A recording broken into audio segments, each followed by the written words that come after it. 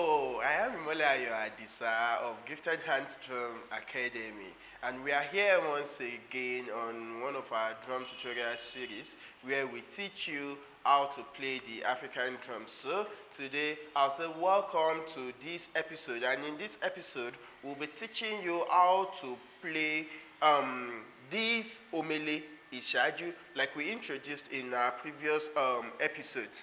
We already told you what this is and different parts of it. So today we are just introducing you to the practical per se, how to play it, how to handle it, the techniques used in playing the drum itself. So like I said, you already know what these are, this oja and everything. And then you know we don't call this stick.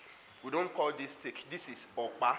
So now let us start with the handling. How do I handle my drum that makes me or that presents me as a professional drummer? This oja, it has to be folded a bit so that it will be firm on your shoulder. So you don't just leave it this way, you don't open it this way, but then you just fold it up a bit. That's the number one thing. Number one step, your oja, it has to be neatly folded. Then you wear this on your shoulder this way so that your drum can comfortably sit here. You can comfortably sit here, then you hold your okpa. So number one technique of drumming is striking. The number one technique we'll be teaching here will be striking. There are different other techniques anyway, but the number one thing is striking. So I'll strike for you to hear, see how striking is, then hear the sound it will produce. That's it. So now there's something about this striking, especially with this kind of drums. When you are striking, make sure you don't strike on the side, on the edges of the drum. Those parts are very, very sensitive. The edges are very, very sensitive. So if you should strike the drum, if you should strike any of the drum in the gong family or at the edge, then it might get the leather, the membrane, turn easily. So make sure you always strike, aim for the middle, strike at the middle, strike at the middle, at the middle. So you go, you strike and strike and strike and strike and strike and strike. But then I've just been striking. There has not been anything melodious coming out of my striking. That's where we go into a bit of music. Now, we're talking about Yoruba drum. And one thing you need to know about Yoruba language is that it is a tonal language, meaning it is a language that operates based on tonal differences. So basically, we have the do, we have the, and we have mi, do. Okay, mi, do is the tonal sound for that indicates a deeper sound, a lower sound that goes down. Then re is actually at the middle. Then mi is to the up. Mi is to the up. Do. Okay, mi, do. Okay, mi, do. Okay, mi. So how does that now affect our drum? Now you see this. When I strike again, where do you place this? Where do you place this sound? Do we say it is do, or it is re, or it is mi? We cannot answer for now unless we see another drum that has another sound, that has a sound that is totally different from this. That is when we can know what this is producing, what this omele ishaju is producing for us. So it's more of free for now. Now, I told you the essence of this idelo in previous videos. So let me quickly cheat with this idelu. Let us put it to use so that you can see what it actually does. Then we start off from there. So now it is this omele ishaju is producing a sound we cannot identify or place anywhere for now. It's more free. Okay, but now let us now tighten it with the idelu. So with the idelu, you can actually adjust the sound of your drum to a desired pitch that you want.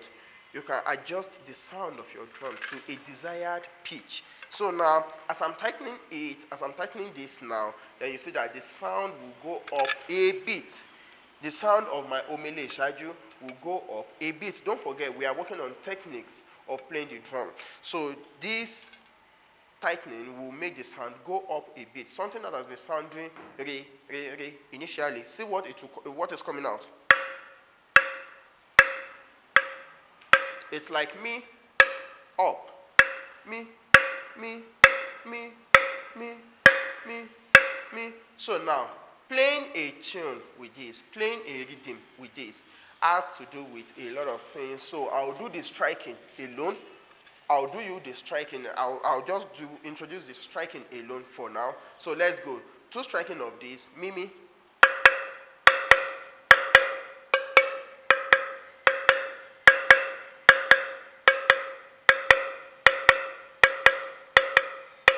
Now, this is where other parts and other techniques comes in. When you call yourself a drummer and that's the only thing you are playing, you need to put your fingers to use. You need to put your fingers to use, and then that's another part of the technique. So now this is called tapping. So as you strike, you tap. As you strike, you tap. As you strike, you tap. So now, I think you'll be able to place the difference when I play Mimi alone using my okpa, and when I now add the tapping to it. So Mimi without tapping is.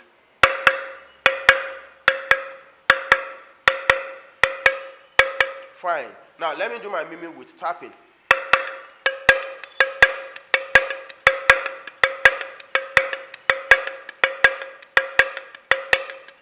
So this makes the rhythm a bit filled up. My tapping makes the rhythm a bit filled up. So you won't just be hearing Mimi, Mimi, Mimi alone, but then there are still some underground incentives that are coming into it. That's with the help of my tapping. And tapping goes with every part of the younger family. You tap for Omele Shaju, Omele Ikeyin, Akpala. Especially, it's only on Iyalu that you don't really tap like that as much. But then on the ones you are hanging on your shoulder, you have to tap very well. You have to tap very well so that you can fill up the spaces in between your rhythm.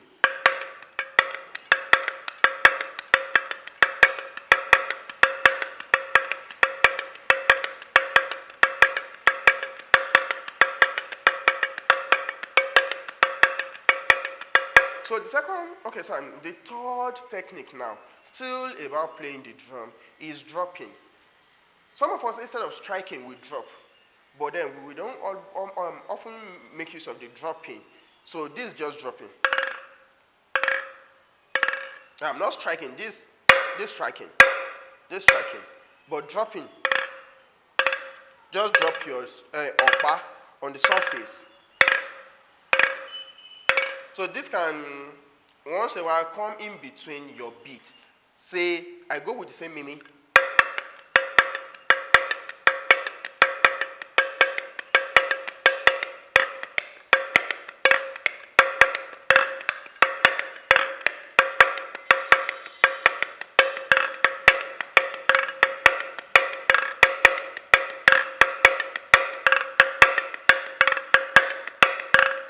So that will be all on today. On this episode, as we'll be ending the first part of the techniques of playing the drum. So this is Omele Shaju, but don't forget, this on its own is not producing or giving us the exact sound that we want until it is combined with another drum. That is Omele Ikeyin.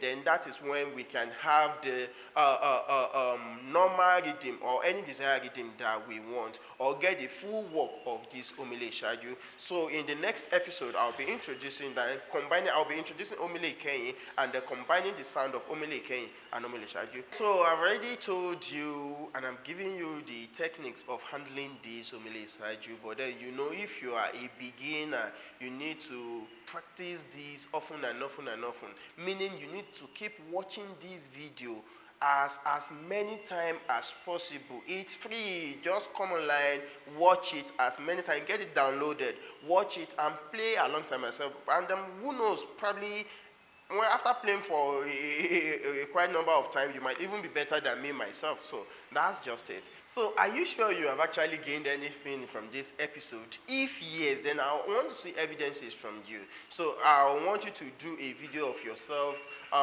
with how this episode has impacted you. Play drum and upload it online. Upload the video online. Mention me, tag me, then I'll respond as soon as possible.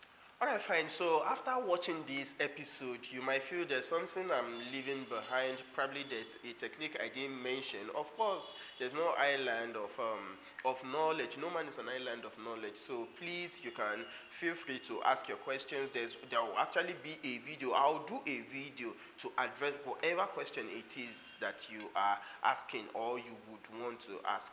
Thank you very much.